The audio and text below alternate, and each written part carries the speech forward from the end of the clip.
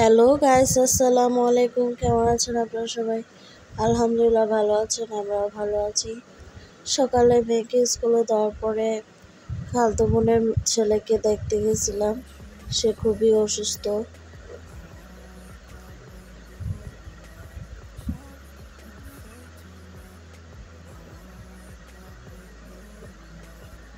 তাকে ডাকতেছিলাম, উঠতেছে না, খুবই ক্লান্ত। তার ডায়রিয়া হয়েছে, এজন্য সে খুবই অসুস্থ। এই তো স্কুল থেকে ফিরে, হসপিটাল থেকে এসে স্কুল থেকে ফিরে চলে আসলাম বাসায়। এদিকে বাসার এই অবস্থা। পরে সব গোছগাছ করলাম, রান্নাও বসিয়ে দিলাম রাতের জন্য। খিচুড়ি রান্না করলাম।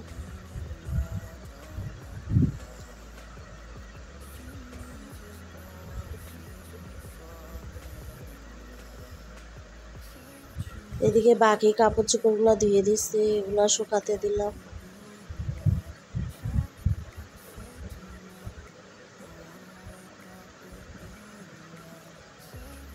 আজকে কচু শাক রান্না করছি, শুধু এটা আপনাদের দেখিয়ে দিলাম। মেয়ে পাপা আমার শাশুড়ি আমাকে বাড়িতে দিতে এসে আজকে ফিরে আসবে, সাথে তারা খাবার পাঠিয়ে দেবে, এর জন্য আমি আর কিছু রান্না করি নাই।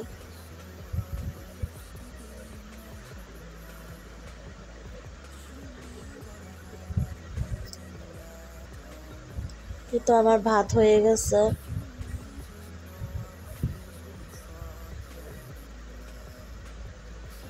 চলে আসছে মেয়ের পাপা।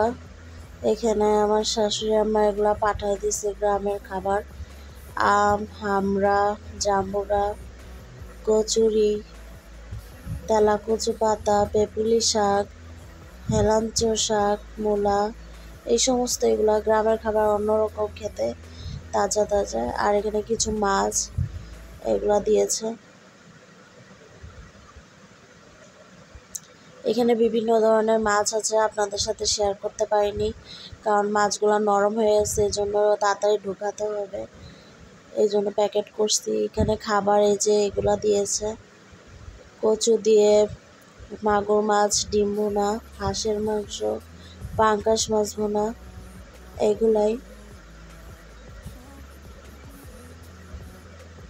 এইগুলা এখানে ঢুকাবো কিভাবে চিন্তা করতেছি। এখন এগুলা খালি করে কিছু নিচে কিছু উপরে এভাবে রাখতে হবে, কিছু করার নাই। এই তো আলহামদুলিল্লাহ সব কিছু গরম দিয়ে খেতে বসে যাব।